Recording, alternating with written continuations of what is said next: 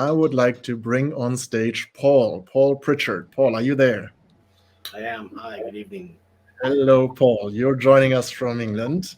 And Paul, you took part in the Blue Balloon Challenge last year with many, many pictures. One stuck out, and I think we're going to show it very quickly. It shows you in, yes, there it is. You, not Yeah, quite sure whether you get extra points for having so many balloons at the same time, but that was the picture that stood out.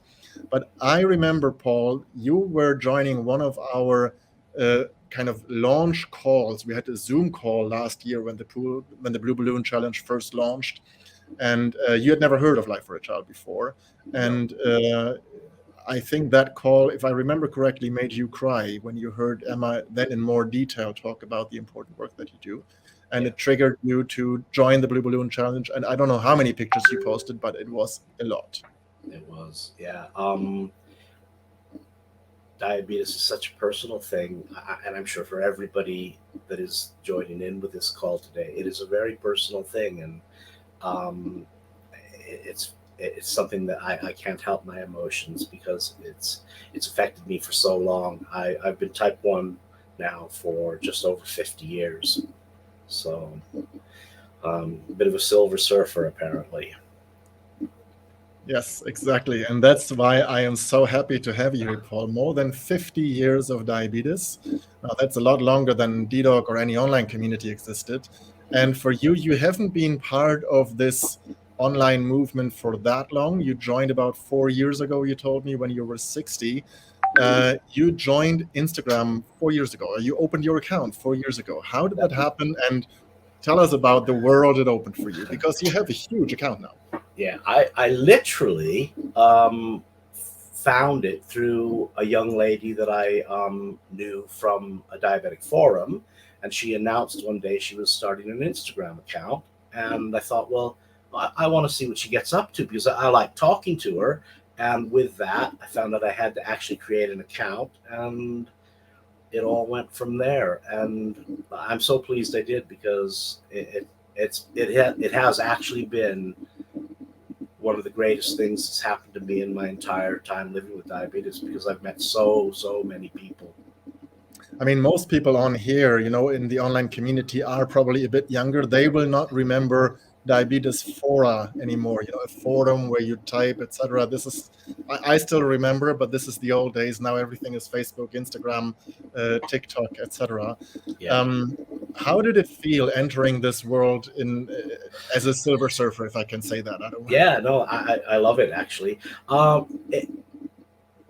Literally from day one, I was just overwhelmed and blown away at the friendliness and the support and the caring, and no matter what you posted, someone would come along and comment, positively about what you were sharing, and like I said, that is the main thing that has made me really embrace the Instagram community mainly, and so I've tried to engage a lot with mostly younger people, as you quite rightly say. There's not that many of us old people out here doing it, But but But you're the living example that it's not just for the young and pretty Instagram community, but no, you told me you spend 4 to 5 hours every day on Instagram, chatting, meeting with people, and that recently you set up something else, a WhatsApp group.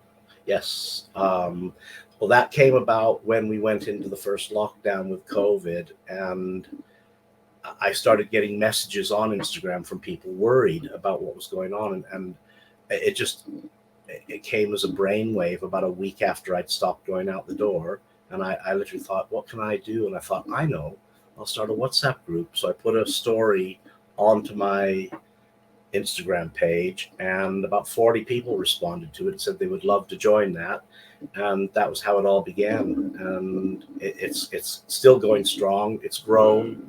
There's over 100 of us now, and it's a warm, safe, welcoming place where we talk about everything to do with diabetes and our lives and how we can help each other.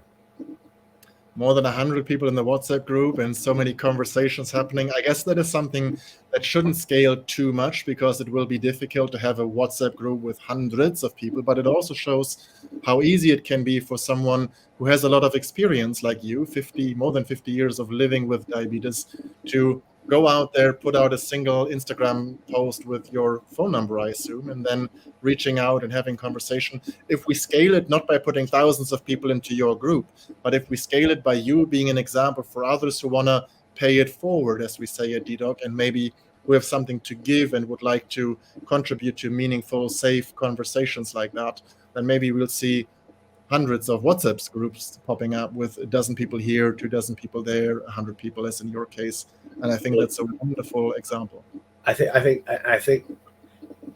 the word commonality comes into it, because as an example, you might find a group of 20 or 30 diabetic ladies that want to kind of share their experiences with pregnancy. And that's the perfect example of how a group like that can work, because there will be a lot of shared experience in that kind of a group. Can I just ask, out of curiosity, how do you get in touch now that the group has grown slightly? Is it by word of mouth? How do you select who's allowed to join or not join, or how does that? There a lot of the newer members have been joining through word of mouth. There'll be a member that will say, "Oh, I know somebody that looks like they could use some support." But generally speaking, it still runs through my Instagram account. So when I come across people that are struggling, and a lot of people do actually contact me to say that they're struggling, because my general Instagram feed is about all of the tough subjects that happen to us all the time. And those include a lot of things that have been talked about today: anxiety, depression, burnout, mental health support, diet, all that kind of stuff. So it all stems from that. And Paul, there's a comment here from Susanne Thiemann. I know her personally. She's here in Germany. She is roughly your generation. Her blog in Germany is called Diagranny, and so she's in a similar position of sharing her experience. She chooses another medium, which is her blog, but this is her thank you to you.